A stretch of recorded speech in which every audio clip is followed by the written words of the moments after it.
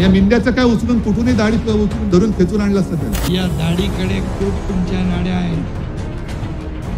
मला बोलायला लावू नका, माझा नाद करू नका. परतीचे दोर माझे कापले गेले होते म्हणून मला मुख्यमंत्रीपद स्वीकारावं लागलं. आणि सोडताना मी हा नाही विचार केला की अरे सोडू कसं हेड.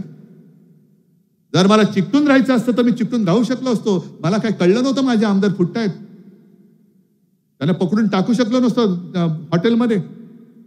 या मिंद्याचं काय उचलून कुठूनही दाढी उचलून धरून खेचून आणलं असतं त्याला. मी म्हटलं ही सडके, जसं मगाशी कोणी आंब्याची पेटी दिली, इकडेच दिली का तिकडे दिली? इकडेच दिली ना. आता कुठे ते आंबेवाले?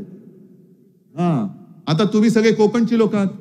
हे आम्ही लहानपणापासून ऐकत आलोय की आंब्याच्या पेटीत एक जरी नासका आंबा असला तरी अख्खी आंब्याची पेटी नसते. म्हणून मी पहिले नासके आंबे उचलून फेकून दिले. चल जा म्हटलं, हे माझे आहेत ना, मर्दासारखे मर्द आहेत. आणि काही म्हणाले, काय तानाजीराव म्हणाले, ते तुम्ही नाही. दाढीला पकडून खेचून आणलं असतं.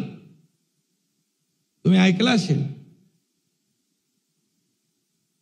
अरे पण तुम्ही तर 2.5 वर्षाची माडी खाली नाही उतरला तर दाढीपर्यंत कसे पोचाल?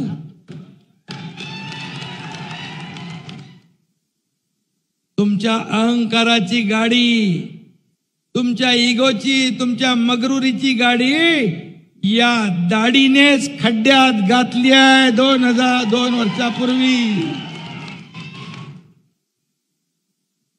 म्हणून विसरू नका, या दाढीकडे खूप तुमच्या नाड्या आहेत. मला बोलायला लावू नका, माझा नाद करू नका, हलक्यात घेऊ नका. तुम्ही हलक्यात घेतलं, परंतु 2 वर्षापूर्वी जे झालं ते जगाने पाहिलंय. त्याच्यामध्ये माझा काही स्वार्थ नाही.